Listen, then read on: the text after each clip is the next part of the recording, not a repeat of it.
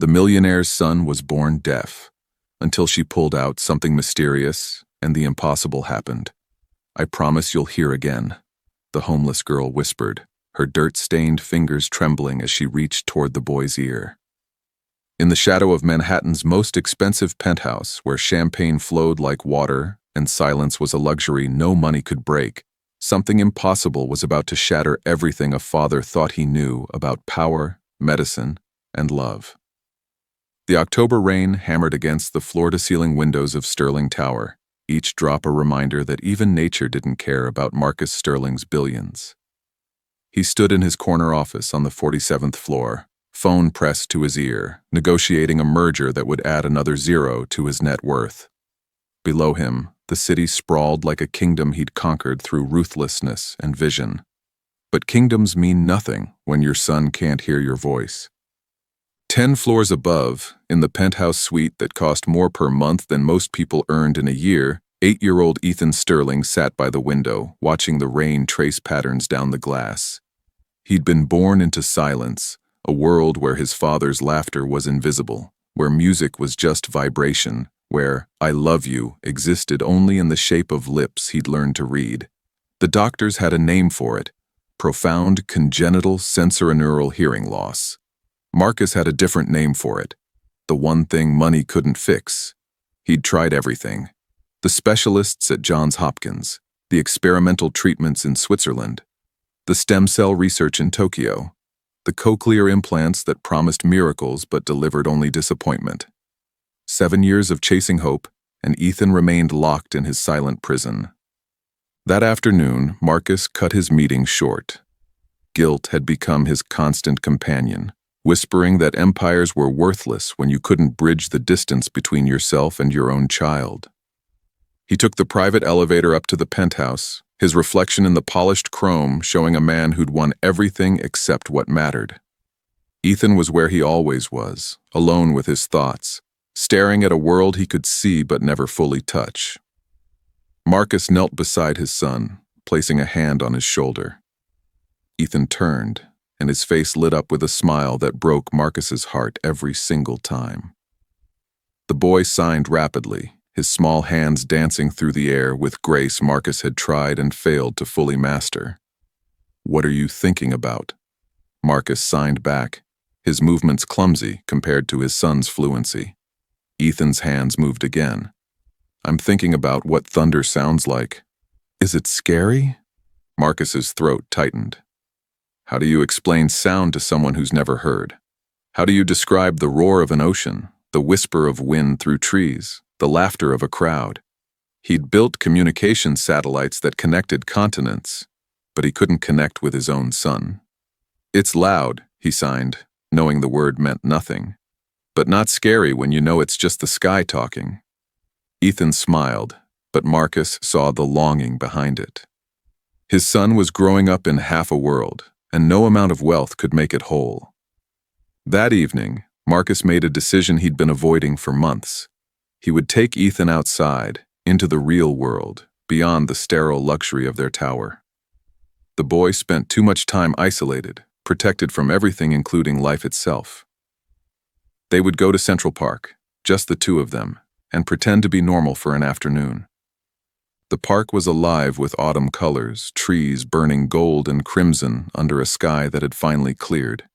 Ethan's eyes went wide as they walked past street musicians, food vendors, families picnicking on the grass.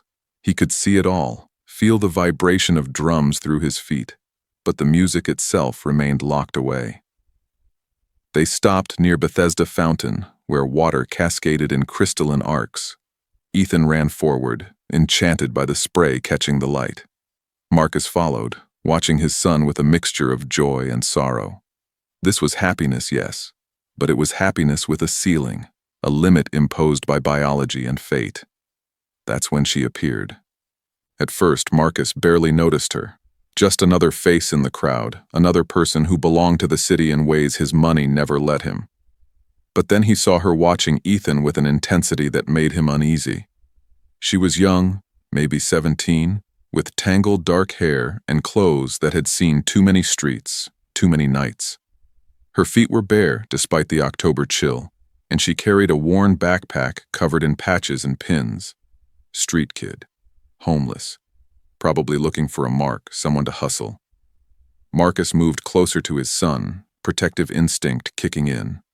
But the girl didn't approach with a hand out or a sob story. Instead, she simply tilted her head, studying Ethan the way someone might study a puzzle they'd seen before. When Ethan turned and caught her gaze, something passed between them, recognition without introduction. She signed, her movements fluid and natural. "Hello. My name is River." Marcus froze. Ethan's face transformed, lighting up with the pure joy of being understood. His hands flew in response. "I'm Ethan." "You know sign language?" River smiled, and Marcus saw something ancient in her eyes, a weariness that didn't match her years. She signed back, "I know a lot of things." Before Marcus could intervene, before his security training and protective walls could slam into place, River stepped closer to Ethan. She pointed to her own ear, then to his, and signed something that made Marcus's blood run cold. "Something's wrong. I can feel it. May I look?" Every instinct screamed at Marcus to grab his son and run. This was insane. Some homeless girl wanting to examine his child. But Ethan was already nodding, already trusting her with the innocence of someone who hadn't learned to fear strangers. Marcus stepped forward, voice sharp. "Absolutely not." "Ethan, come here." But River's eyes locked onto his, and her voice when she spoke was steady, certain. "Your son isn't deaf, Mr. Sterling. Not the way you think." The world seemed to tilt. "What are you talking about?" "He's been examined by the best specialists in the world." "Have they ever looked?" she asked simply. "Really looked? Or did they just run tests, collect data, and send you bills?" The question hit like a blade between his ribs. He thought back to all those appointments, all those clinical examinations. Had any of them actually looked inside Ethan's ears? Really looked, with more than cursory glances and scanning equipment? He couldn't remember. "I can help him," River said quietly. "If you'll let me try." Marcus should have said no, should have walked away, pulled his son to safety, called security. But something in her voice, some absolute certainty made him hesitate. And in that hesitation, Ethan made the choice for both of them. He walked to River and sat down on the fountain's edge, tilting his head to give her access to his ear. River knelt beside him, her movements gentle and practiced. She pulled a small flashlight from her backpack, the kind you could buy at any bodega for $1. As she shone it into Ethan's ear canal, her expression shifted from curious to grim. "How long has he complained about itching?" She signed one-handed while holding the light. Marcus felt his stomach drop. "He hasn't. He's never mentioned it." River's jaw tightened. "Because he doesn't know what it's supposed to feel like. He's lived with it so long it became normal." She looked up at Marcus, and her eyes blazed with anger that wasn't directed at him. Someone should have found this years ago. "Found what?" Marcus's voice cracked. River didn't answer. Instead, she reached into her backpack and pulled out a small toolkit, the kind hobbyists used for electronics. She selected a pair of fine tweezers, sterilizing them with hand sanitizer before turning back to Ethan. "This might feel strange," she signed, "but I promise I won't hurt you." Ethan nodded, trusting this stranger in a way that made Marcus's heart ache. With steady hands that belied her rough appearance, River inserted the tweezers into Ethan's ear. Marcus held his breath, every muscle tensed, ready to stop this if it went wrong. But River's movements were precise, careful, the work of someone who knew exactly what they were doing. When she pulled the tweezers out, something dark and writhing came with them. Ethan's eyes went wide. His hand flew to his ear, and then his mouth opened in a gasp that became a shout, that became a scream of pure, overwhelming sensation. "Dad!" The word tore through the air, raw and real and impossible. Marcus staggered backward, his vision blurring with tears. After 8 years of silence, after countless specialists and treatments and prayers, his son's voice rang out clear as a bell. Ethan clapped his hands over his ears, eyes streaming, overwhelmed by the sudden explosion of sound, the fountain's crash, the traffic's roar, the chatter of 1,000 conversations. A world that had been locked away now flooding in all at once. River caught him as he swayed, holding him steady while signing with one hand. Breathe. It's okay. It's just sound. You're safe. Marcus fell to his knees beside them, pulling Ethan into his arms. I've got you, he choked out, his voice breaking. I've got you, buddy. And Ethan, for the first time in his life, heard his father's voice. The boy pulled back, staring at Marcus's face with wonder and terror mixed together. His lips moved, trying to match the sounds he was hearing to the words he'd only ever read. Dad? He whispered, testing the word, feeling it vibrate through his skull. Is that you? Marcus couldn't speak, could only nod as tears streamed down his face, but River's expression was dark with fury. She held up the thing she'd extracted from Ethan's ear, a black writhing larvae, fat from years of feeding. This, she said, her voice low and dangerous, doesn't just appear. Someone put it there. The words didn't make sense. Marcus stared at the creature, his mind refusing to process what she was suggesting. That's impossible. He's been examined by dozens of doctors. Exactly, River said. Dozens of doctors who somehow never found a foreign object lodged in his ear canal. Dozens of specialists who declared him incurably deaf without ever looking past their scanning equipment. She met his eyes. Your son wasn't born deaf, Mr. Sterling. He was made deaf, and someone's been profiting from keeping him that way. The implications crashed over Marcus like a tidal wave. 8 years of treatments, experimental procedures, consultations and specialists and research grants, all funded by his seemingly bottomless wallet. How much had he spent? 50 million? More. And all of it based on a diagnosis that was a lie. Marcus's hands began to shake, not from fear but from rage, white-hot and consuming. Someone had done this, deliberately, turned his son into a medical cash cow, a renewable resource of suffering and payment. River stood, slipping the larvae into a small container. You'll want this for evidence, and you'll want to move fast before they realize what happened. Before who realizes? Marcus's voice was barely a whisper. Whoever's been managing his care. Whoever stood to lose when he got better. She shouldered her backpack, preparing to leave. I've seen this before. Not exactly like this, but similar. The medical system isn't broken, Mr. Sterling. Parts of it are working exactly as designed, just not for the patients. Marcus grabbed her arm, gentle but desperate. Wait, please. Who are you? How did you know? River's expression softened slightly. I'm nobody. Just someone who learned to pay attention to things other people ignore. She glanced at Ethan, who was still overwhelmed, covering his ears as he tried to adjust to his new reality. Take care of him. And watch your back. People who profit from suffering don't give up their income streams without a fight. Let me thank you. Let me give you something. Money, a place to stay, anything. She shook her head. I don't want your money, Mr. Sterling. I just want kids like him to have a chance. She signed to Ethan. Welcome to the world of sound. It's loud and messy and sometimes scary, but it's beautiful too. Give it time. Then she was gone, disappearing into the crowd like smoke, leaving Marcus holding his sobbing, overwhelmed, miraculously hearing son. The emergency room at Mount Sinai was controlled chaos. Marcus had called ahead, pulling strings and making threats, demanding the best otolaryngologist in the city meet them immediately.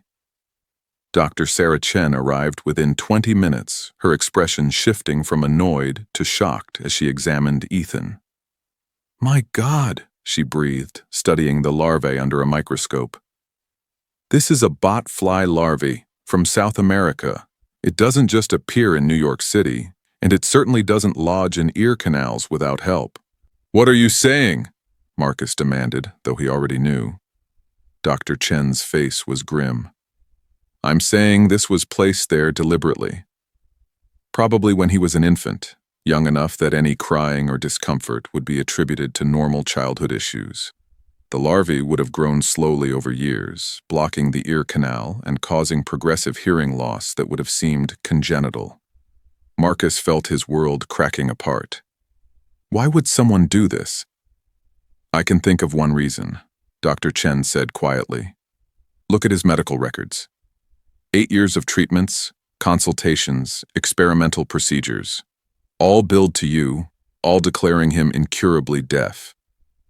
She pulled up files on her tablet, scrolling through endless entries. Every single specialist who examined him worked for the same parent company, Sterling Medical Group. The name hit Marcus like a fist. Sterling Medical Group, one of his own investments, a healthcare conglomerate he'd poured money into years ago. He'd thought he was diversifying his portfolio, contributing to medical research. Instead, he'd been funding his son's torture. Pull every record, Marcus said, his voice cold as ice. Every examination, every bill, every internal communication. I want names. I want to know who knew. Over the next 3 days, as Ethan slowly adjusted to the overwhelming world of sound, Marcus unleashed his full resources on uncovering the truth. What he found turned his stomach. Dr. Richard Pemberton, the specialist who'd first diagnosed Ethan as incurably deaf, had received quarterly bonuses tied to maintaining high-value long-term patients. Emails showed conversations about preserving the Sterling account and avoiding unnecessary deep examinations that might threaten ongoing treatment protocols. They hadn't just failed to find the larvae. They deliberately avoided looking, knowing that a cure would end their most lucrative patient relationship. Marcus sat in his office, documents spread before him, feeling a rage so pure it bordered on clinical. These people had stolen 8 years of his son's life, 8 years of silence, isolation, and pain, all to line their pockets. His lawyer entered, tablet in hand. We have enough for criminal charges, fraud, medical malpractice, conspiracy. We can destroy them. Marcus nodded slowly. Do it. All of it. I want the world to know what they did. There's one problem, the lawyer said carefully. Going public means admitting you owned part of the company that did this. Your reputation will take a hit. I don't care about my reputation, Marcus said flatly. I care about making sure this never happens to another child. That night, Marcus sat with Ethan in the penthouse, both of them exhausted. The boy was wearing noise-canceling headphones, a temporary measure, while his brain adapted to processing sound. He pulled them off for a moment, looking at his father with eyes that had seen too much too young. Why did they hurt me? Ethan asked, his voice still uncertain, still learning its own rhythms. Marcus pulled his son close. Because sometimes people forget that other people aren't resources. They forget that behind every patient ID and billing code is a real person with a real life. Like they forgot I was real? Yes. Marcus's voice broke. And I'm sorry. I'm sorry I trusted them. I'm sorry I didn't question harder, look deeper, fight more. Ethan leaned against his father's shoulder. Is the girl going to come back? River? I don't know, buddy. I want to thank her. Me too. But River had vanished as completely as she'd appeared. Marcus hired investigators, checked every homeless shelter and street outreach program in the city. It was as if she'd never existed, a ghost who'd materialized long enough to change their lives and then dissolved back into the shadows. 3 weeks later, Marcus stood before a press conference, Ethan beside him. The boy wore hearing aids now, devices that helped regulate the input he was still learning to process. Cameras flashed like lightning as Marcus prepared to speak. 3 weeks ago, he began, his voice steady. A homeless teenage girl did what the most expensive medical system in the world failed to do for 8 years. She looked at my son and actually saw him, not as a diagnosis or an income stream, but as a child who needed help. He told the story, all of it, the larvae, the conspiracies, the systematic fraud. He named names, showed documents, held nothing back. By the time he finished, the room was silent except for the click of camera shutters. "I'm announcing the complete dissolution of Sterling Medical Group," Marcus continued. "Every asset will be liquidated, with proceeds going to victims of medical fraud and families who've been exploited by a system that values profit over patients. Additionally, I'm establishing the River Foundation, named after the girl who saved my son, dedicated to providing free medical examinations and advocacy for children whose families can't afford to question their doctors." A reporter called out, "Mr. Sterling, do you know where this river is now?" Marcus shook his head. "No, but if she's watching, I want her to know. You gave my son his hearing back. Now I'm going to make sure your voice is heard. No child should suffer because the system values money over truth." That night, as Marcus tucked Ethan into bed, the boy signed one last time before sleep took him, his hands moving through the language that had been his only voice for so long. Do you think she knew? That she was going to change everything? Marcus smiled sadly. "I think she knew exactly what she was doing. She was teaching us to listen." Winter came to New York with its usual fury, burying the city under snow and ice. Marcus barely noticed. He was too busy dismantling the empire of exploitation that had flourished under his own nose, too occupied with depositions and hearings and the slow, grinding machinery of justice. Dr. Pemberton was arrested, along with 7 other specialists and 4 hospital administrators. The evidence was overwhelming, a paper trail of greed that shocked even hardened prosecutors. They'd done it to other children too, not with larvae but with deliberate misdiagnoses, unnecessary procedures, treatments designed to maintain problems rather than solve them. Marcus attended every hearing, Ethan sometimes beside him. His son was thriving now, enrolled in a school for children transitioning from deafness to hearing, learning to navigate this new world one sound at a time. His laughter had become Marcus's favorite noise, unbridled and frequent, making up for 8 years of silence. But Marcus couldn't shake the feeling that he was missing something, some piece of the puzzle that River had left for him to find. It came in the mail 3 months after that day in Central Park. A simple envelope, no return address, containing a single photograph. The picture showed 5 children, all around Ethan's age, all wearing hearing aids. Behind them stood River, her face partially visible, smiling. On the back, in careful handwriting, "They hear now too. Thank you for listening. R." Marcus stared at the photo for a long time, understanding finally dawning. River hadn't stumbled upon them by accident. She'd been hunting, searching for children trapped in the same system that had trapped Ethan. And now, with the Foundation's resources, she could help them all. He had his investigators expand their search, but this time with a different purpose. Not to find River, but to find the children she was helping, to provide them with the resources and protection they needed. Over the next year, they located 17 more cases. Children diagnosed as incurably deaf who actually had removable obstructions. Kids with treatable conditions that had been labeled permanent to maintain treatment protocols. The River Foundation provided free second opinions, advocacy, and when necessary, legal support to fight corrupt medical systems. Ethan became the Foundation's unofficial ambassador, a living reminder that medical miracles sometimes came from the most unexpected sources. He spoke at events, his voice still carrying traces of uncertainty but growing stronger each day, telling his story to anyone who would listen. And sometimes, in the crowd, Marcus would glimpse a face that might have been River's, a homeless girl watching from the shadows, never staying long enough to be certain, but there, just the same. He stopped trying to reach her, understanding finally that some people were meant to exist in the margins, doing their work away from spotlights and recognition. 2 years after that October afternoon, Marcus stood in Central Park at Bethesda Fountain. It had become a ritual, coming here on the anniversary, remembering the day his world cracked open. Ethan was with friends today, living the normal childhood he'd been denied for so long, but Marcus needed this moment alone. He was thinking about silence, about all the different kinds that existed. The silence of hearing loss, the silence of ignored suffering, the silence of complicity, of not asking the right questions, of trusting systems that didn't deserve trust. Nice day. Marcus turned. A girl sat on the fountain's edge, backpack beside her, bare feet dangling. River. Older now, or maybe just more worn, but unmistakably her. "I've been looking for you," Marcus said softly. "I know. I've been avoiding you." "Why?" River smiled faintly.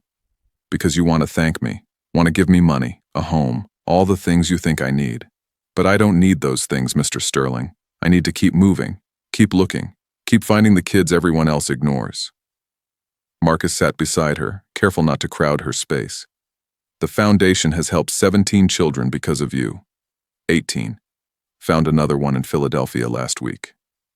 She pulled a worn notebook from her backpack, filled with names and addresses. "There are more. Always more. Let me help. Really help. Resources, connections, whatever you need." River was quiet for a long moment, watching the fountains cascade. "You want to know why I knew to look at Ethan?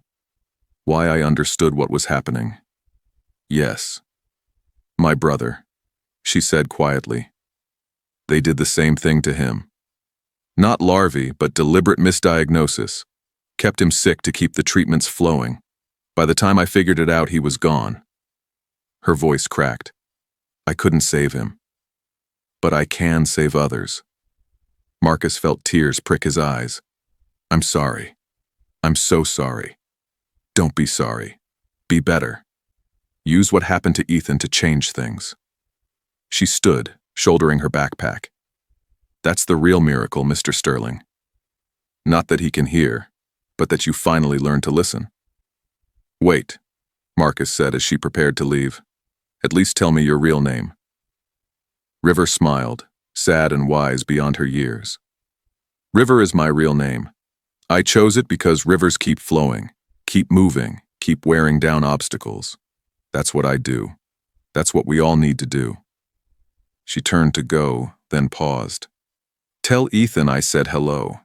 Tell him the world is loud and messy, but that's what makes it beautiful. And tell him thank you." "For what?"